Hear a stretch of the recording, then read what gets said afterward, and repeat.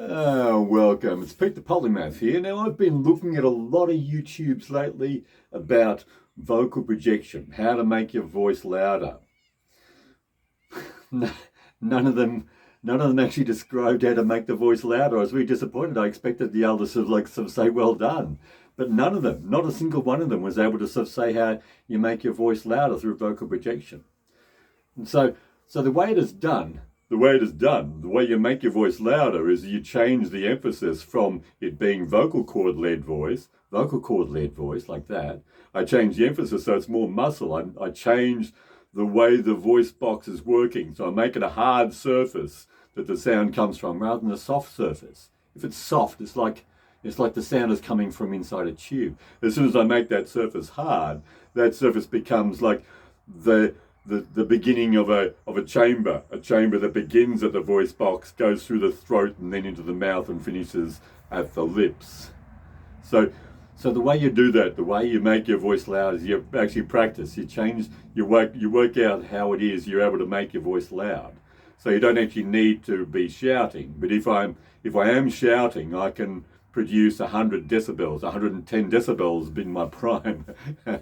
Now I'm using my what I consider to be my natural sort of throat length, but if I can lengthen my throat and I can make my throat sort of like shorter. I can make my throat that short and still have projection. I'm still working on how to make that sound. I'm working on now with the way the voice box works. You remember the way the voice box works? There are three principles. One is how hard you push. The other is how tight you hold. And the other is how much air you let through. So you can vary those kinds of things. So this is again my normal talking voice, and this is the projection talking voice. Now if I take that vocal projection thing to its real limits, you'll hear that every vowel that I pronounce becomes every vowel that I pronounce becomes a musical note. Can you hear that? And so and just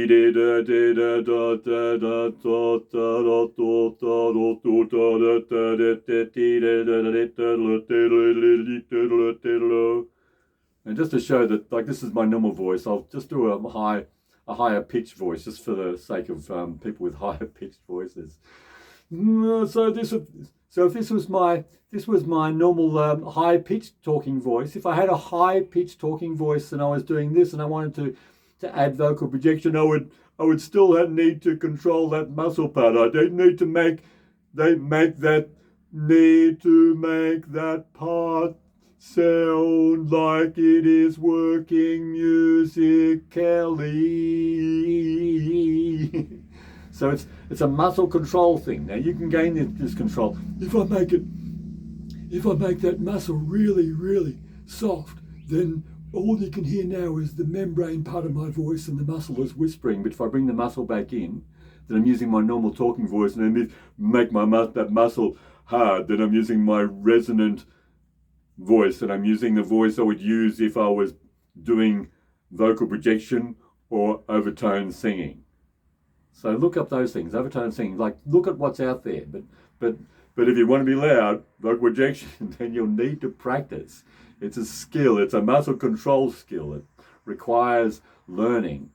It took me a long time to learn. I was 30 years old when I learned overtone singing, and it took another 10 years or so before I worked out how to control every part of the voice. And then it's just been to keep on going.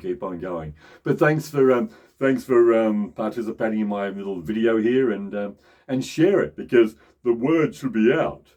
We should all be vocalists. We should be all able to sing. We should all be able to be loud when we are required to, in an entertaining sense or in a self-defense sense. Make progress.